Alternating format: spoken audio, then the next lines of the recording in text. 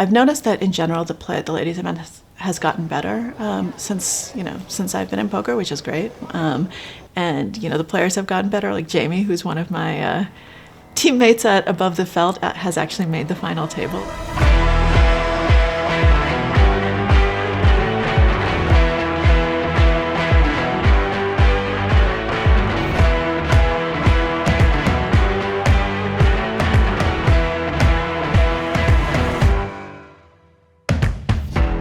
I've known Jamie Kerstetter for probably close to the longest out of anybody, because I started working with her pretty early when I got into this business.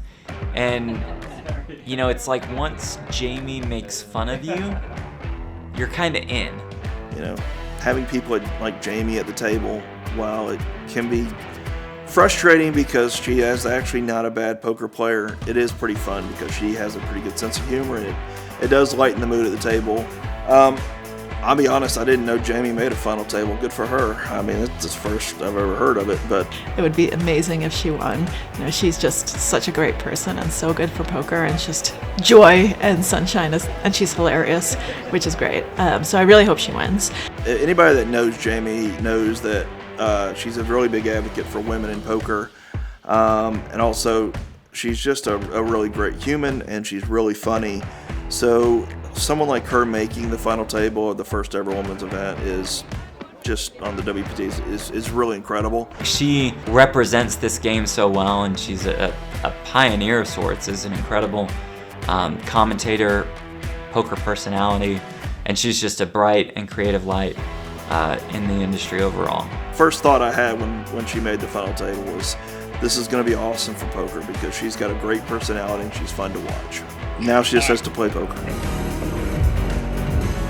And team number 2, $1,405,000 chips from Monroe Township, New Jersey, Jamie Kerstetter. All at the same table, equally divided, and you're gonna bust their butts. So, having said that, I guess it's time to say, dealer, we can shuffle up and play. Hello and welcome live from Las Vegas. We are covering the Ladies Championship here at the WPT World Championship. And all the women, this final title, look at this. Just, I can't wait for this to air, to be shown to millions and millions of people around the world. And yeah. It's very cool and very exciting.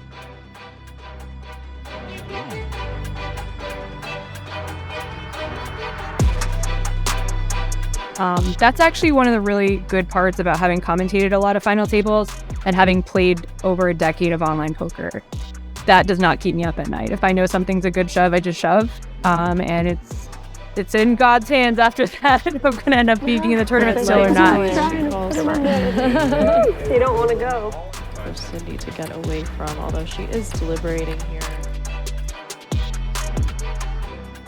Calls, she has her absolutely crushed, and you can navigate post-flop. But in this case, unfortunately, the worst hand folds, but Jamie does pick up a few big blinds.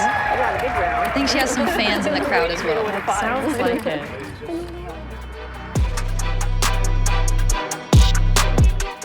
10 spades, all in from the small blind. At the point that I was dealt the 10-8 suited, I had just been blinding down. I didn't have any decisions. I didn't have a shot. So just getting dealt the hand that good with only one opponent to get through, a no-brainer. I can sit here after I bust, right?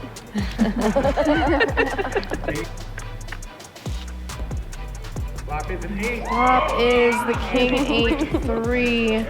Brutal. Jamie now needing a 10 or an 8 Hey, I made a pair today. to save her tournament life.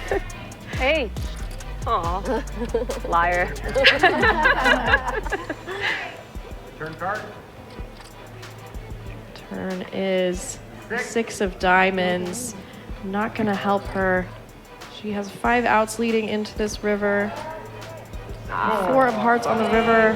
Good luck. That is going to send Jamie home with just over $21,000. I'm happy with how I played. I was really proud of how I played day 2 of that tournament. Having all my friends there, having my WPT coworkers there was just so nice. That was maybe the only pang of regret, is feeling like, oh, all these people came to support me. I would have loved to give them a chance to be in a winner's photo instead of getting sixth. But really, like, there wasn't a lot I could have done. Thank you. Can you just get it from here? I can take it off. I still think that there's a long way to go before women are treated as equals at the poker table. Even today, after, I do think that some progress has been made, but we're still only 2-3% of any given field. People still play against women as women, and don't necessarily see them as equals. Like, there is still this perception of, good poker players and then good female poker players.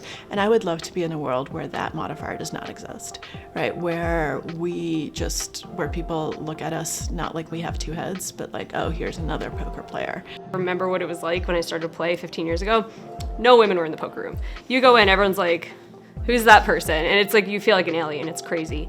And I'd never experienced that before. So trying to fix that for other people who might want to come in, taking out that first hurdle and making the rooms comfortable for women is important to me. People say, oh, we've done a lot for women in poker. We've marketed to women in poker.